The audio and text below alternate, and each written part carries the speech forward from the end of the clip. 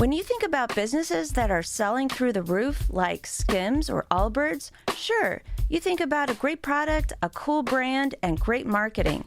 But an often overlooked secret is actually the businesses behind the business, making selling and for shoppers buying simple. For millions of businesses, that business is Shopify. It's home of Shop Pay, the #1 checkout in the world. You can use it to boost conversions up to 50%, meaning way less carts going abandoned and way more sales going through to checkout. Upgrade your business and get the same checkout Allbirds uses. Sign up for your $1 per month trial period at shopify.com/income, all lowercase. Go to shopify.com/income to upgrade your selling today. Shopify.com/income. Hi listeners, this is Lori from Her Half of History. It's March, and in the US that means Women's History Month. I'm celebrating with free to everyone bonus episodes every Monday, all month long. I'm also celebrating with a prize drawing where a listener like you will win some free Her Half of History merch. There are 4 ways to get yourself in the drawing. You can 1. Sign up as a supporter on Patreon, any level. 2. If you're already a Patreon supporter, bump up your current support level. This is cool anyway because if you go all the way to the Her Highness level of support, you get ad-free episodes and bonus episodes all in the same feed on your favorite app. 3. Make a one-time donation. Links to do any of those first 3 options are available on the website, herhalfofhistory.com, and also in the show notes of this episode. The 4th way to get in the drawing is give me a rating or review in your favorite podcast app.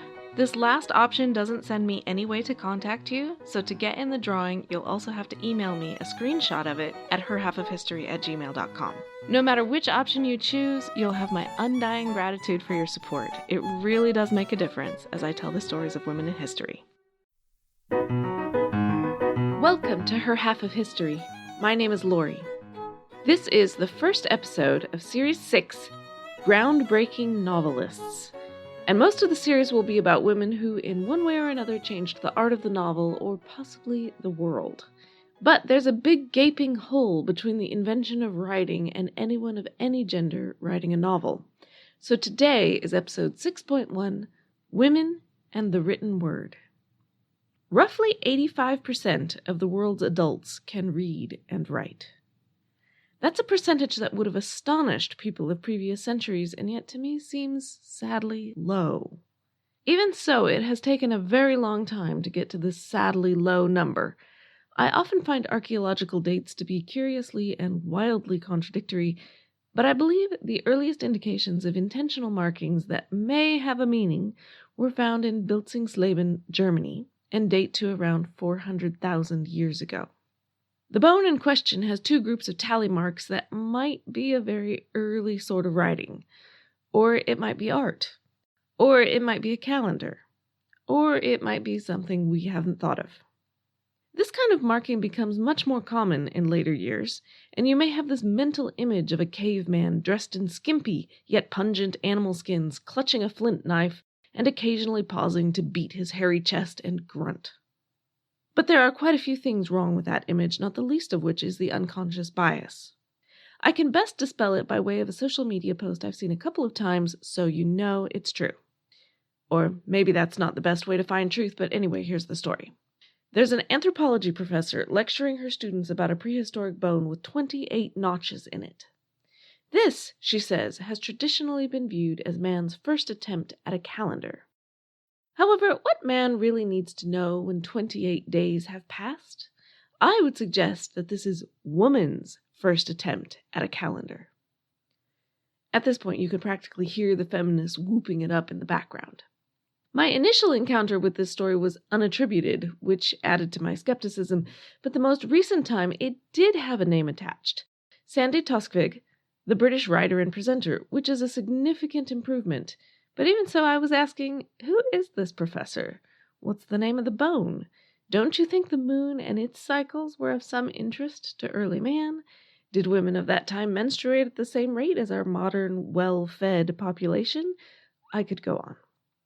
I tried to answer these questions, and my best guess is that the bone in question is the Lebombo bone.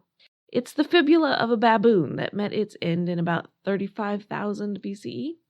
It was found in the Lubombo Mountains between South Africa and Swaziland, and it has 29 clear and regular notches. Maybe it's a woman's days between periods. Maybe it's a man's count of the nights he stared at the moon. Maybe it's a woman's count of the nights she stared at the moon. There really just is no way to know. My point here is that most of the very early writing has no authorship attached.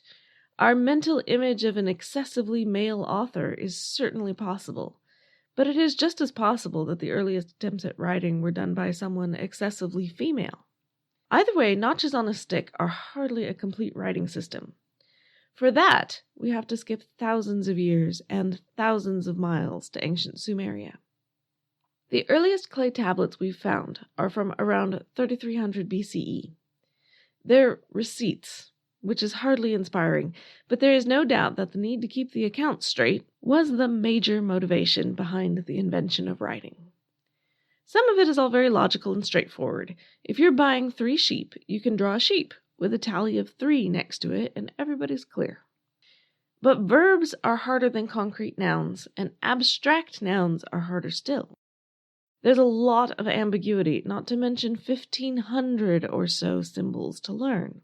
Sumeria's great invention was not only to use this vast array of symbols, but to phoneticize them with the rebus principle. So, for example, if I wanted to write the sentence, "I saw you," I would first draw a picture of a human eye with the pupil, iris, lashes, and all of that, because it sounds like the pronoun I. Then I'd draw a picture of a hand saw, because it sounds like the past tense of the verb to see. And then I'd draw a female sheep, or ewe, E-W-E, because it sounds like the pronoun you, Y-O-U. And there you have it. A sentence that would be quite hard to convey through pictures based on meaning is instead conveyed through symbols based on sound. This system greatly expanded writing's possibilities while simultaneously shrinking the number of symbols that you had to learn. Throughout this whole development, we have no authors, so we can't say whether any women geniuses lay behind the breakthrough, but we can say that the very first attributed author in world history was a woman. Her name was Enheduanna, the daughter of King Sargon of Akkad during the 24th century BCE. She was appointed high priestess of the goddess Nana, or Inanna, in the city of Ur. A number of hymns are attributed to her. Here is a translation of an excerpt of one. Queen of all given powers, unveiled clear light, unfailing woman wearing brilliance, cherished in heaven and earth, chosen, sanctified in heaven, you, grand in your adornments, crowned with your beloved goodness, rightfully you are high priestess. Your hands seize the 7 fixed powers, my queen of fundamental forces, guardian of essential cosmic sources. You lift up the elements, bind them to your hands, gather in powers, press them to your breast. Vicious dragon you spew, venom poisons the land. Like the storm god you howl, grain wilts on the ground, swollen flood rushing down the mountain. You are Inanna, supreme in heaven and earth. If you are thinking that it's a long way from here to Jane Austen, I agree with you. One of the reasons we've got a long way to go is because Sumerian as a language was ideal for this type of writing. It's mostly monosyllabic, and it has lots of homophones. Many languages aren't and don't. So when other people saw the idea of writing and tried to copy it, that rebus principle, it didn't always work so well for them. Some of those people who picked it up were Egyptians. And someone in Egypt eventually thought of the alphabet, where a symbol stood for a phoneme or single sound like b, p, t, or s, rather than a whole syllable or word. The Egyptians used this great innovation mainly for graffiti. They preferred their other writing systems, and they had several, for the real serious writing. Either way, I have looked for an Egyptian woman to be Enheduanna's counterpart, and I've drawn a blank. There is some evidence of women as doctors and even as vizier, which means they were probably literate, but I just couldn't put my hands on one who wrote anything I could quote to you. If you know of who I am missing, please send me a message. But do remember that most Egyptian texts are anonymous, such as the famous Book of the Dead or the famous story of Sinuhe, whose author is the Shakespeare of ancient Egypt. And some texts are falsely attributed to great men of the past, so some of the true authors may have been women. It wouldn't be the last time a woman wrote under a man's name. This episode is brought to you by Redfin. You're listening to a podcast, which means you're probably multitasking. Maybe even scrolling home listings on Redfin, saving homes without expecting to get them. But Redfin isn't just built for endless browsing. It's built to help you find and own a home. With agents who close twice as many deals, when you find the one, you've got a real shot at getting it. Get started at redfin.com. Own the dream. Faraday presenta Ojos con Alergia y Picazón contra el jardinero. Y el ganador es Faraday Extra Fuerte. Para aliviar la picazón de los ojos por alergia, actúa más rápido y supera a Claritin y Flonase aún a las 24 horas. Faraday, adelante. The Egyptians may not have thought much of their alphabet idea, but their Semitic vassals did, and the idea flowed back east towards Sumeria, where it doomed the older, more traditional forms of writing. It also took on new characteristics as new languages faced new difficulties. The Egyptians hadn't bothered with vowels. They didn't need to. Their language still made sense without them. Not all languages did. Old Persian added vowels for the first time in the first millennium BCE, which was important for clarity in some, but not all languages.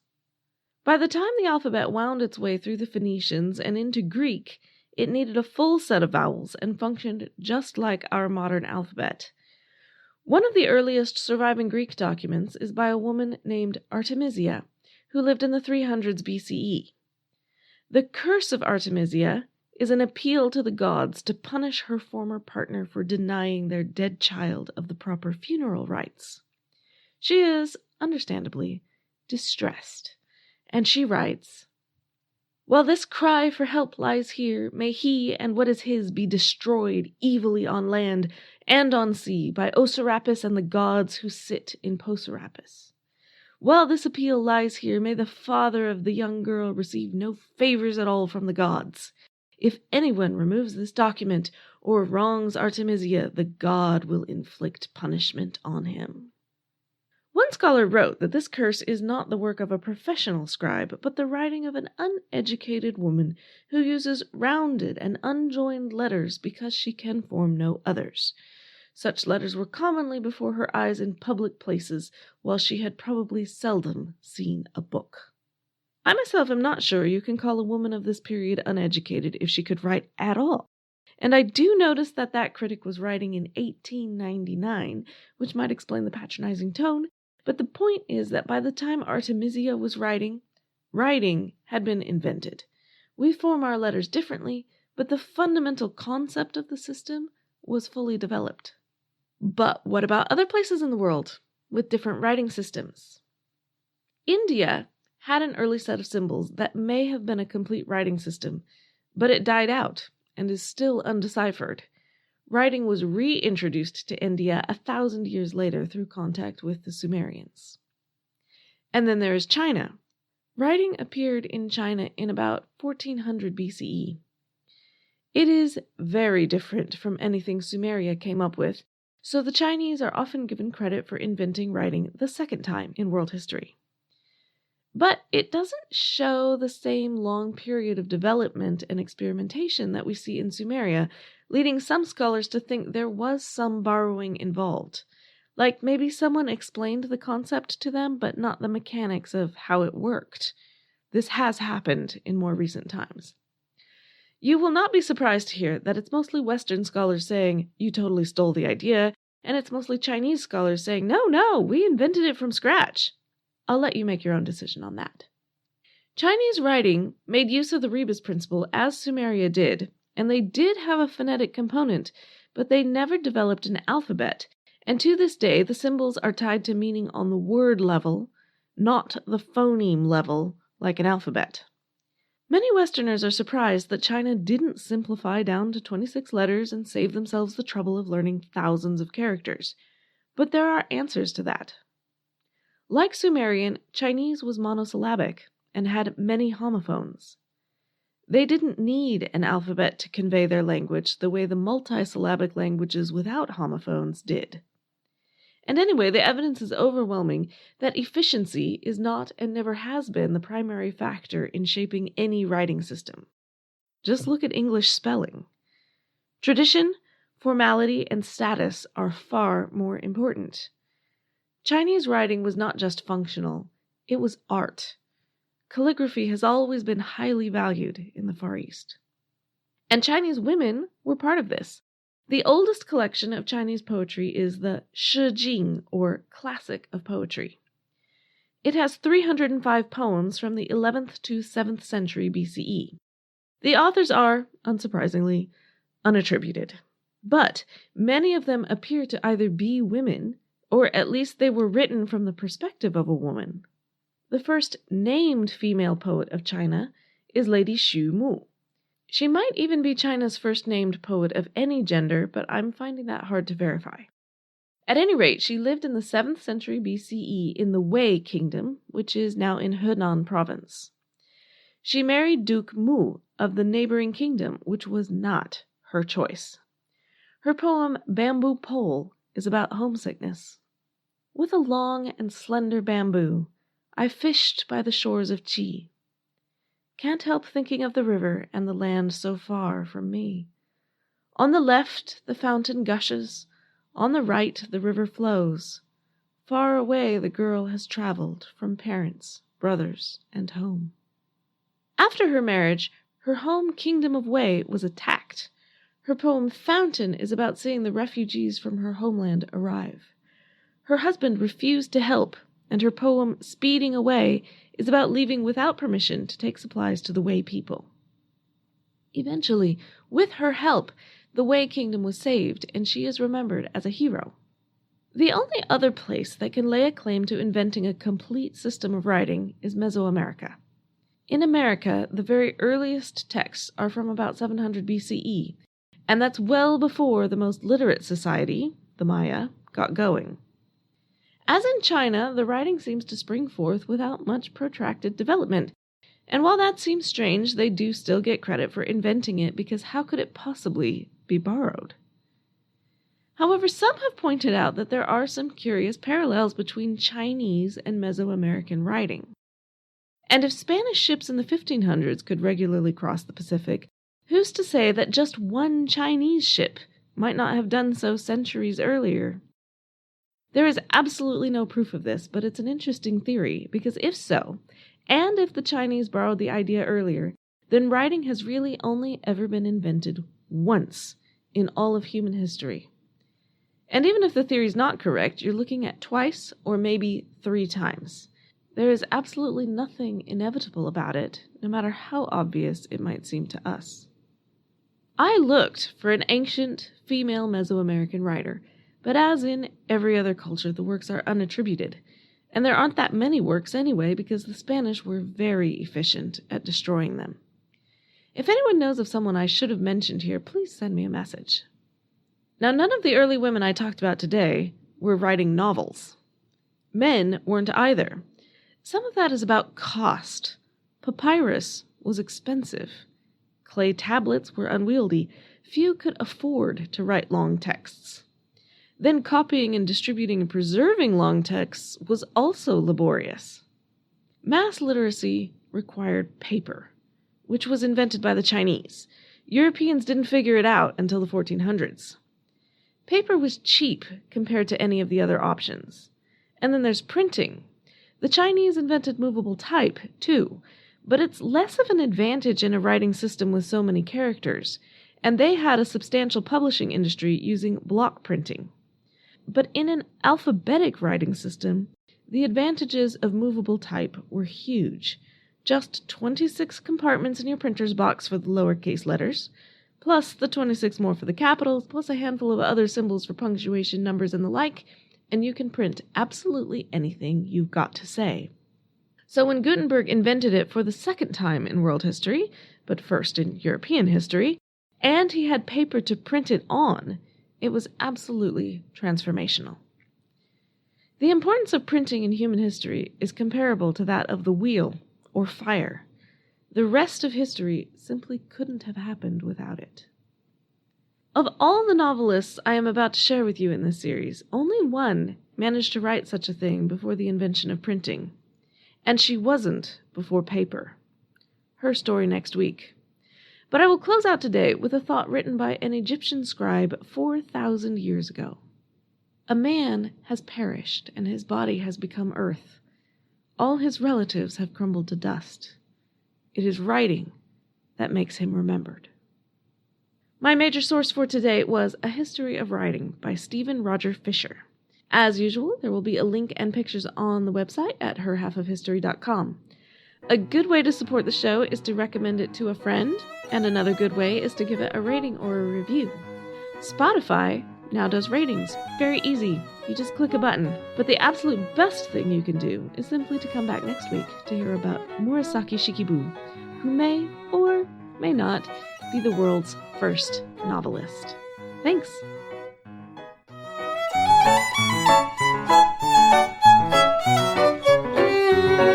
I'm Ken Harbaugh, host of Burn the Boats from Evergreen Podcasts. I interview political leaders and influencers, folks like award-winning journalist Soledad O'Brien and conservative columnist Bill Kristol, about the choices they confront when failure is not an option. I won't agree with everyone I talk to, but I respect anyone who believes in something enough to risk everything for it. Because history belongs to those willing to burn the boats. Episodes are out every other week wherever you get your podcasts.